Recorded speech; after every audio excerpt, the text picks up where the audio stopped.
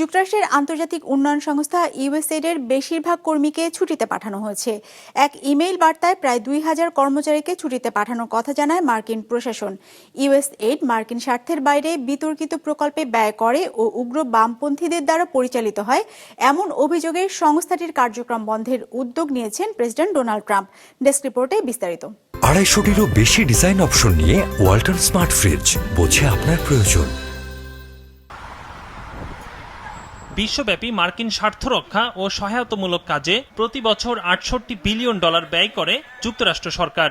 এর মধ্যে United states agency for international development বা ইউএসএইডের মাধ্যমে ব্যয় হয় $৪০ বিলিয়ন।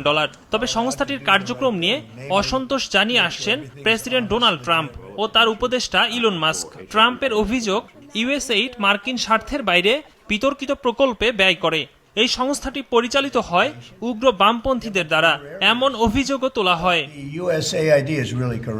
এর প্রেক্ষিতে আন্তর্জাতিক উন্নয়ন সংস্থাটির কার্যক্রম বন্ধে উঠে পড়ে লাগে মার্কিন প্রশাসন। দেখানো হয় জনগণের ট্যাক্সের অর্থ কিভাবে যুক্তরাষ্ট্রের স্বার্থের বিরুদ্ধে ব্যবহার হচ্ছে। এরপর ইউএসএইডের কার্যালয় বন্ধ ঘোষণা করে বেশিরভাগ কর্মীকে ছুটিতে রাখার নির্দেশ দেয়া হয়। বার্তা সংস্থা সিবিএস নিউজ জানিয়েছে, ইউএসএইডের বেশিরভাগ কর্মচারীকে স্থানীয় সময় রোববার মধ্যরাত থেকে প্রশাসনিক ছুটিতে পাঠানো হয়েছে। কর্মচারীদের মেইলের মাধ্যমে ছুটিতে পাঠানোর কথা জানানো হয়। মেইলে বলা হয়, জনবল কমানোর প্রচেষ্টায় প্রায় ২,০০০ কর্মচারীকে ছাঁটাই করা হচ্ছে। তবে গুরুত্বপূর্ণ কার্যাবলী বা নেতৃত্বের দায়িত্বে মনোনীত কর্মীদের ছাড় দেওয়ার কথা জানানো হয়। কতজন কর্মচারীকে গুরুত্বপূর্ণ বলে গণ্য করা হচ্ছে তা স্পষ্ট করে জানানো হয়নি।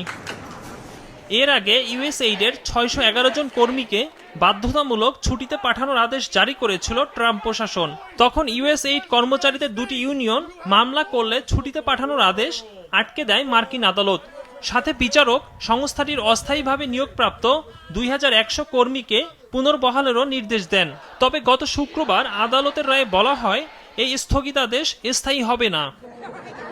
কংগ্রেশনাল রিসার্চ সার্ভিসের তথ্য মতে ১৯৬১ সালে প্রতিষ্ঠিত ইউএসএইডের কর্মী সংখ্যা ১০,০০০-এর বেশি।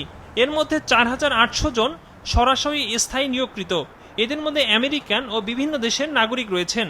তবে মার্কিন প্রশাসন থেকে প্রায় ৪,২০০ জন কর্মকর্তাকে ছুটিতে থাকতে বলা হয়েছে। তথ্য বলছে, বাংলাদেশে ৭০টার বেশি এনজিওর মাধ্যমে আর্থিক সহায়তা দিয়ে থাকে ইউএসএইড। ট্রাম্পের সিদ্ধান্তের প্রভাব পড়বে এসব প্রতিষ্ঠানেও। একরামুল ইসলাম খান, বিজনেস রিপোর্ট, মাছরাঙ্গা টেলিভিশন।